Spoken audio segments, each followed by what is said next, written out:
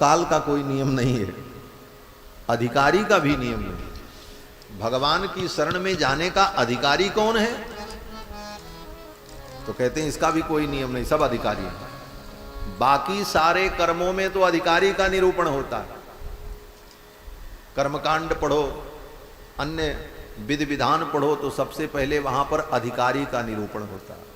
अथातोधिकार, इस कर्म का अधिकार किसको? आप यज्ञ करने चलो तो पहले यही तय करना पड़ेगा, क्या आप यज्ञ करने के अधिकारी हैं?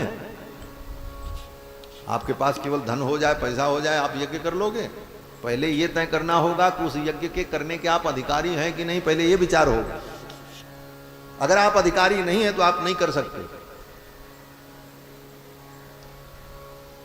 सब कर्मों के लिए अधिकार का निरूपण। लेकिन भगवान की शरण में जाने का कौन अधिकारी है? बोले ये प्रश्न नहीं। समस्त प्राणी जीव मात्र, मनुष्य पशु पक्षी, कोई भी प्राणी भगवान की शरण में जा सकता है। यहां कोई अधिकारी का नियम नहीं है। गजराज भगवान की शरण में आए, जटायु आए, राक्षस आए, देवता आए, कौन नहीं आए? भगवान की शरण में जाने के लिए सभी प्राणी अधिकारी हैं। और भगवान की शरण में जाने के लिए दिन का कोई नियम नहीं है, मुहूर्त नहीं है, काल का कोई प्रतिबंध नहीं है। इसलिए कहते हैं कि भगवान की भक्ति में सभी प्राणियों का अधिकार है। ये भगवान की कथा श्रवण करना, यह भी भक्ति ही तो है, ये श्रवण भक्ति है। और सब इसके अधिकारी हैं। इसमें कहीं किसी के लिए कोई रोक टोक नहीं है। हाँ, सुनने के सभी अधिकारी हैं। हाँ, सुनाने के लिए फिर अधिकारी की बात आ जाएगी। कौन सुना सकता है? सब सुना नहीं सकता। सुनने के लिए भगवान की कथा सभी अधिकारी हैं, लेकिन सुनाने के लिए अधिकार का निरूपण है शास्त्र में। कौन सुना सकता है? स्वयं वेदव्यास जी महाराज कहते हैं, विरक्तो वैष्णवो विप्रो वेद शास्त्र विशुद्ध कृत दृष्टांत कुशलो धीर वक्ता कार्योति निष्पृह। कौन सुनाएगा? वहां अधिकारी का निरूपण होगा। वही सुना सकता है जो ब्राह्मण हो। ब्राह्मण के अतिरिक्त दूसरा कोई व्यासपीठ पर बैठकर भगवान की कथा सुनाने के लिए अधिकृत नहीं है। यही शास्त्र की मर्यादा। और वेद शास्त्र विशुद्ध कृत, जिसने वेद शास्त्र को पढ़ा हो, और दृष्टांत कुशलो धीर, जो अनेक प्रकार के दृष्टांत और उदाहरण दे करके कथा को समझाने की क्षमता रखता, निष्प्रिय हो।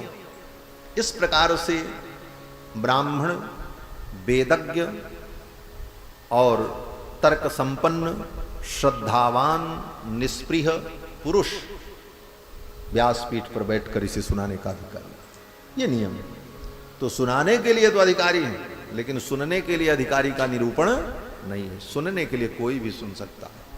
भूत सुने, प्रेत सुने, कोई भी सुने, कल्याण सबका होगा। सुनने के लिए अधिकारी निरूपण नहीं है। इसीलिए आपने सुना है कि धुंधकारी जैसा प्रेत इस कथा को सुन करके मुक्त होगा, सबके लिए।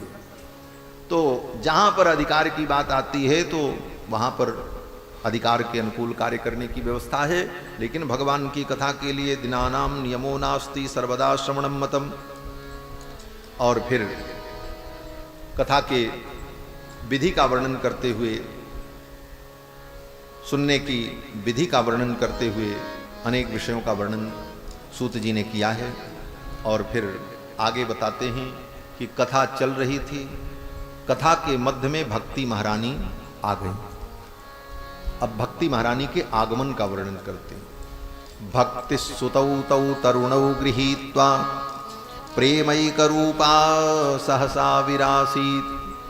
कथा चल रही थी, कथा के मध्य में भक्ति महारानी अपने पुत्र ज्ञान वैराग्य को लेकर के आ गई। भक्ति सुतौ तौ तरुणौ गृहीत्वा, अपने दोनों पुत्रों को, उनके दोनों पुत्र ज्ञान वैराग्य जवान हो गए, उनको लेकर के भक्ति महारानी कथा के मध्य में प्रकट हो गए। सहसा विरासीत, सहसा आविरासीत, अचानक भक्ति महारानी प्रकट हो गई। लोगों ने देखा उनके पुत्र ज्ञान वैराग्य उनके साथ हैं और भक्ति महारानी। और भक्ति महारानी कुछ गुनगुना रही थी। क्या गुनगुना रही थी? सूत जी कहते हैं कि श्री कृष्ण गोविंद हरे मुरारे नाथेति नामानि मुहुर्वदन्ति। श्री कृष्ण गोविंद हरे मुरारे हे नाथ नारायण वासुदेव। यही कीर्तन करती हुई भक्ति महारानी अपने पुत्रों के साथ उस कथा के मध्य में आ गई। श्री कृष्ण गोविंद हरे मुरारे, हे नाथ नारायण वासुदेवा। श्री कृष्ण गोविंद हरे मुरारे, हे नाथ नारायण वासुदेवा। श्री कृष्ण गोविंद हरे मुरारे, हे नाथ नारायण वासुदेवा। श्री कृष्ण गोविंद हरे मुरारे, हे नाथ नारायण वासुदेवा। हे नाथ नारायण वासुदेवा, हे नाथ नारायण वासुदेवा।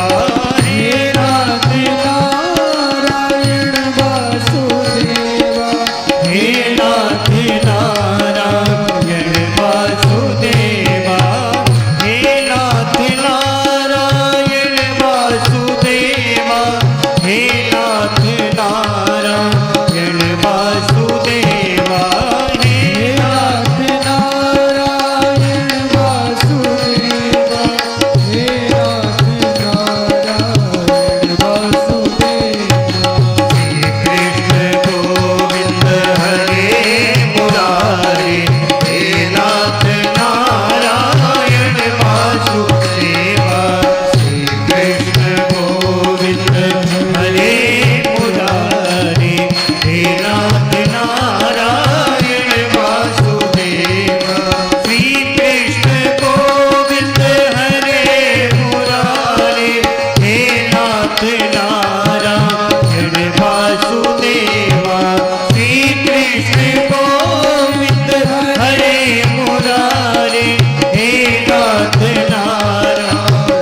वासुदेवा।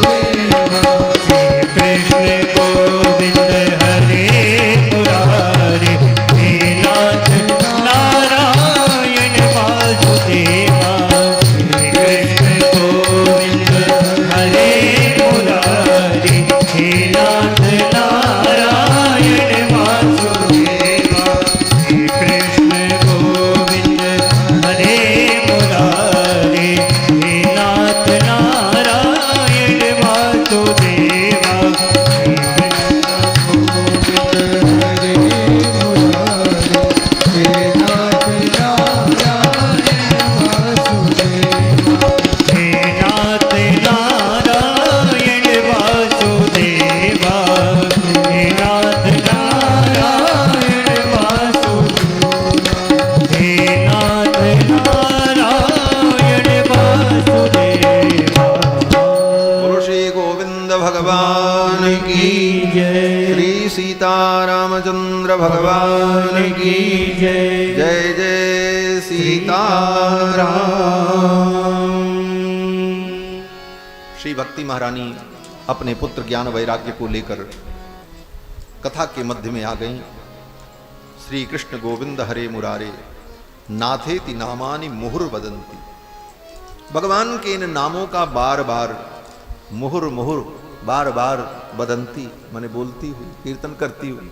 एक ही भगवान के नाम को जब बार बार हम दोहराते हैं तो ही कीर्तन होता है, नाम संकीर्तन। तो नाम संकीर्तन करती हुई भक्ति महारानी आ गई। अब भक्ति महारानी को जब लोगों ने देखा, भीड़ तो बहुत थी महाराज कथा में, और बीचों बीच में कथा के मध्य में लोगों के बीच में भक्ति महारानी प्रकट हो गई। तो लोग समझ नहीं पाए कि ये भक्ति महारानी किधर से आई, इनको आते किसी ने देखा नहीं, किसी को पता भी नहीं चला, और आकर के ये मध्य में प्रकट हो गई।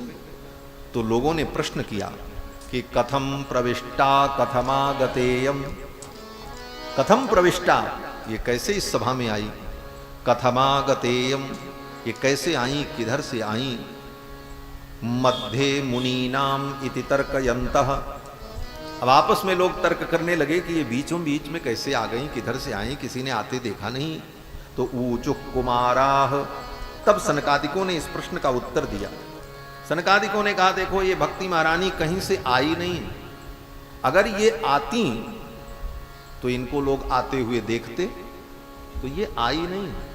बोले तब तो सनकादिकों ने कहा कि कथार्थतो निष्पतिता धुनेयम, कथार्थतो निष्पतिता धुनेयम, इदानीमेव अभी अभी इस कथा के अंदर से, कथा के अर्थ से इनका प्रादुर्भाव हुआ। भक्ति कहीं से आती नहीं है, यही प्रमाण है। कथार्थतो निष्पतिता धुनेयम, कथा के अर्थ के अंदर से, कथार्थतः इनका प्राकट्य हुआ। इसका तात्पर्य, आप अगर कथा सुनते रहोगे तो कब आपके अंदर भक्ति आ जाएगी आपको पता ही नहीं चलेगा। यही रहस्य है। माने भक्ति कहीं से आती नहीं, कथा में ही प्रकट होती। कथा का अर्थ ही भक्ति, अर्थ प्रयोजन, कथा का प्रयोजन ही भक्ति। कथा आप सुनोगे, भक्ति आपके अंदर प्रकट हो जाएगी और कथा में ही भक्ति प्राप्त हो जाएगी। कथार्थतो निष्पतिता धुनेयम एवं गिरस्सा ससुता निशम्य सनत कुमारम निजगाद नम्रा। सनत कुमार के इस वचन को सुनकर भक्ति महारानी सनत कुमारम निजगाद नम्रा, सनत कुमार से, सनकादिकों से भक्ति महारानी कुछ कहने लगी। यहां पर भक्ति महारानी का एक नाम आया, बड़ा अद्भुत नाम है। क्या? बोले नम्रा, ये भक्ति का नाम है। क्या है? सनत कुमारम निजगाद नम्रा। नम्रा माने भक्ति, नम्र शब्द होता है। नम्र माने जिसके अंदर नम्रता हो। और भक्ति का नाम क्या है? बोले नम्रा।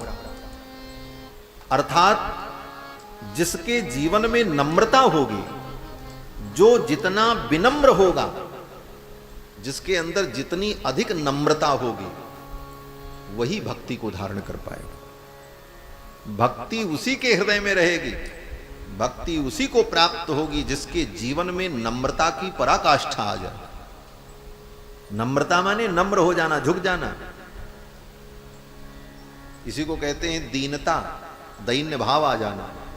और दैन्य भाव आने पर ही भक्ति हृदय में स्थिर होती है। दैन्य भाव नहीं आया, जाति का अभिमान, विद्या का अभिमान, कुल का अभिमान, धन का अभिमान, सौंदर्य का अभिमान, बुद्धि विवेक का अभिमान, किसी भी प्रकार का अभिमान बचा रह गया, विनम्रता नहीं आई, तो भक्ति नहीं रुकेगी, भक्ति टिकेगी नहीं हृदय में।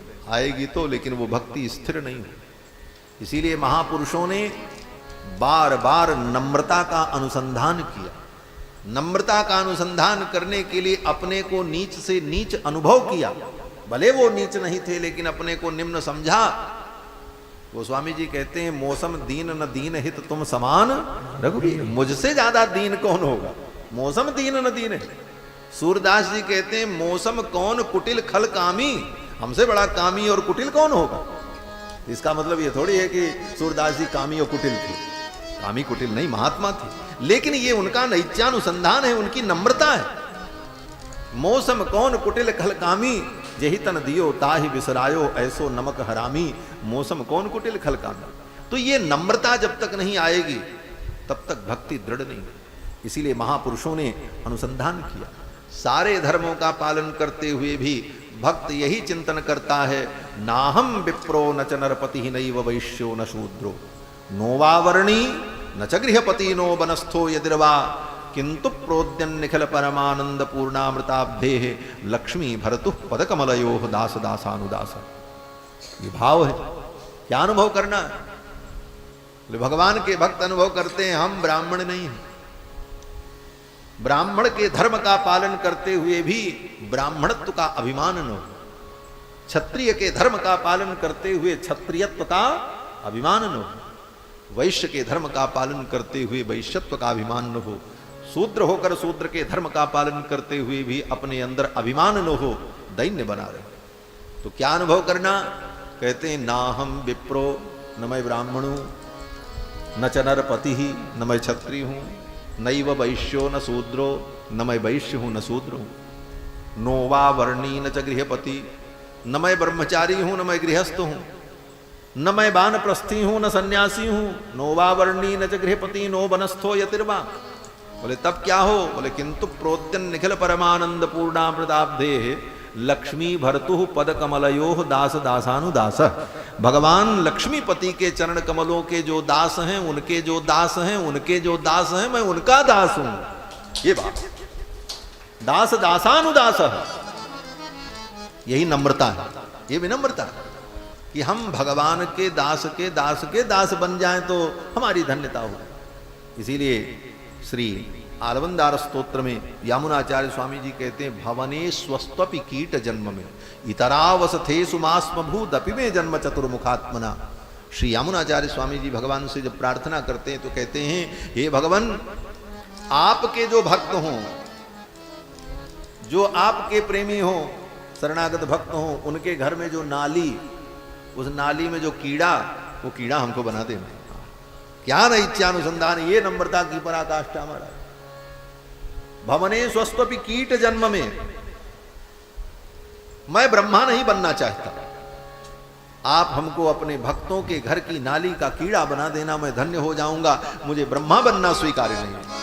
भवने स्वस्त्वपि कीट जन्म में इतरावसथे सुमास्म भू दपि में जन्म चतुर्मुखात्मना। चतुर्मुख ब्रह्मा का जन्म हमको नहीं चाहिए, हमको ब्रह्मा का पद न मिले, आपके भक्तों के घर के नाली के हम कीड़ा बन जाए, ये दैन्य है। तो कहने का भाव कि ये नम्रता जीवन में आनी चाहिए। भक्ति दिखावा नहीं, केवल भक्ति का प्रदर्शन, लंबा तिलक और लंबी माला, ये भक्ति नहीं। ये तो ठीक है, अच्छी बात है, खूब माला जपनी चाहिए, सुंदर तिलक भी लगाना चाहिए, भगवान का स्वरूप है, लेकिन इसके साथ साथ हमारे अंदर कितनी नम्रता है, हम कितने विनम्र हैं, हमारी वाणी में कितनी नम्रता है, हमारे व्यवहार में कितनी नम्रता है, ये दिखनी चाहिए। तो ये नम्रता ही भक्ति का स्वरूप है। जब नम्रता जीवन में आती है, उसी के हृदय में भक्ति महारानी विराजमान होती, भक्ति दृढ़ होती है। सभी भक्तों ने यही अनुभव किया है, इसीलिए यहां पर भक्ति का एक नाम है नम्रा। सनत कुमारम निजगाद नम्रा। भक्ति कौन है? बोले नम्रा है, जो अत्यंत नमनशीला है, नम्र। क्या भक्ति ने कहा? भक्ति महारानी ने कहा, हे भगवन, अब मैं आ गई हूं, क्वाहम तु तिष्ठाम व्यधुना ब्रुवंतु। भक्ति महारानी ने कहा, मैं बैठूं कहां? आपके यहाँ कथा में बड़ी भीड़ है, बैठने की जगह नहीं है, और आपने हमारे लिए कोई जगह पहले से रिजर्व रखा नहीं, तो मैं कहाँ बैठूं? भक्ति महारानी प्रश्न करती हैं, क्वाहम तु तिष्ठाम व्यधुना ब्रुवंतु। तो सनकादिकों ने कहा कि आपके लिए बैठने का स्थान है, कहाँ है?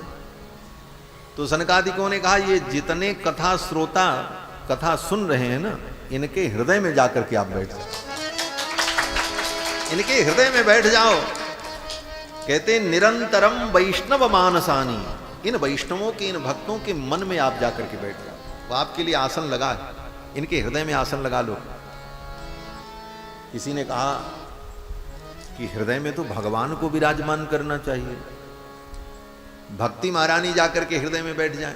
बोले हाँ, विराजमान तो भगवान को ही करना है, लेकिन पहले भक्ति महारानी आ जाए तब भगवान आएंगे, पहले थोड़ी भगवान आएंगे, पहले तो भक्ति महारानी को आना है।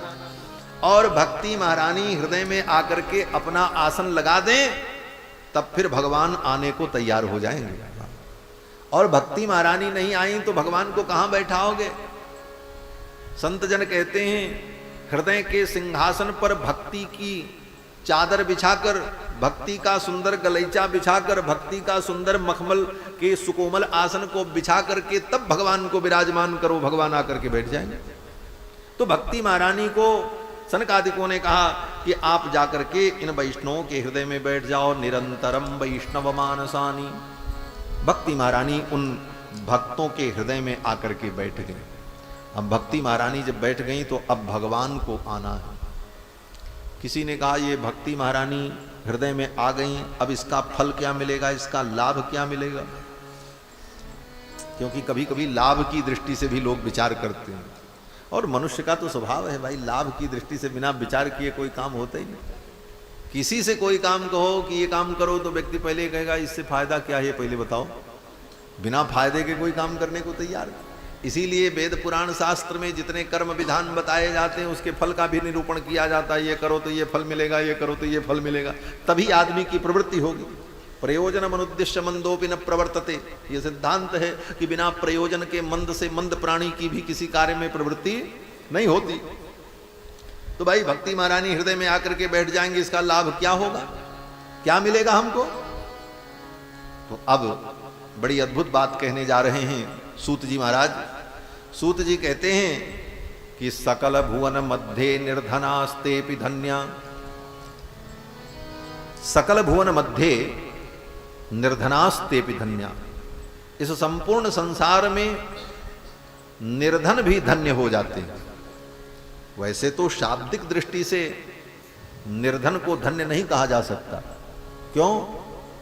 बोले धन्य का मतलब जिसके पास धन हो उसी को धन्य कहते हैं। धनमस्तीति धन्य, जिसके पास धन हो उसको कहते हैं धन्य। शब्द का तो यही अर्थ है, लेकिन आज उसके विपरीत अर्थ यहां कह रहे हैं। क्या कहते हैं? बोले सकल भुवन मध्य निर्धनास्तेपि धन्या, इस दुनिया में जो निर्धन है वो भी धन्य हो सकते हैं। बोले वो कैसे धन्य हो जाएंगे? धन्य तो वही होता है जिसके पास धन हो। कहते नहीं नहीं, ऐसी कोई बात नहीं है। सकल भुवन मध्य निर्धनास्तेपि धन्या निवसति हृदय साम श्री हरेर भक्ति रेखा, भगवान श्री हरि की भक्ति अगर उसके हृदय में आ जाए तो वह निर्धन होकर के भी धन्य हो जाता है। सकल भुवन मध्य निर्धनास्तेपि धन्या। तो किसी ने कहा भाई बहुत अच्छी बात है, आप धन्य कहोगे कि वो धन्य हो गया, उसके हृदय में भक्ति आ गई, लेकिन संसार तो उसको धन्य मानने को तैयार नहीं होगा। कोई नहीं उसको महत्व देगा। संसार में तो लोग धन को ही महत्व देते हैं। धन वाले के पीछे दुनिया डोलती है? किसी ने कहा कि संसार में कई प्रकार के बूढ़े होते हैं। कौन कौन बूढ़े? बोले ज्ञान वृद्ध, जो ज्ञान में श्रेष्ठ हो उसको ज्ञान वृद्ध कहते हैं। अवस्था में जो बड़ा हो उसको वयोवृद्ध कहते हैं। जो तपस्या में श्रेष्ठ हो उसको तप वृद्ध कहते हैं। और जो धन में ज्यादा बलवान हो, जिसके पास धन हो, उसको धन वृद्ध कहते हैं। उसको धन वृद्ध कहा जाता है। इन चारों विद्धों में किस बूढ़े की अधिक महत्ता होती है? ऐसे तो बूढ़ों की महत्ता मानी जाती, वृद्ध है, महनीय है। तो सूक्तिकारों ने और नीतिकारों ने कहा कि देखो संसार में वृद्ध तो अनेक प्रकार के हैं। ज्ञान वृद्धा वयो वृद्धा तप वृद्धा तथैव च। इस संसार में ज्ञान वृद्ध, तप वृद्ध, वयो वृद्ध सब हैं, लेकिन ते सर्वे धन वृद्धस्य द्वारे तिष्ठन्ति दासवत्। धन वृद्ध की अपनी अलग महत्ता, धन वृद्ध के द्वार पर सब जाते हैं। तो निर्धन होने पर भी भगवान की भक्ति आ जाए तो हम धन्य हो जाएंगे, ये बात हम आप समझ सकते हैं, लेकिन दुनिया नहीं मानेगी। कौन पूछेगा निर्धन को? कौन निर्धन के पास आएगा? कौन उसको महत्व देगा? तो सूत जी कहते हैं कि भले वो निर्धन हो, दुनिया उसको न पूछती हो, लेकिन अगर उसके हृदय में भक्ति आ गई तो वो धन्य हो जाएगा। और दुनिया पूछे चाहे न पूछे, भाड़ में जाए, उसको भगवान पूछेंगे, भगवान उसके पास आ जाएंगे। हरिरपि निज लोकम सर्वथा तो विहाय, भगवान अपना निज धाम छोड़ करके उस भक्त के लिए आ जाएंगे।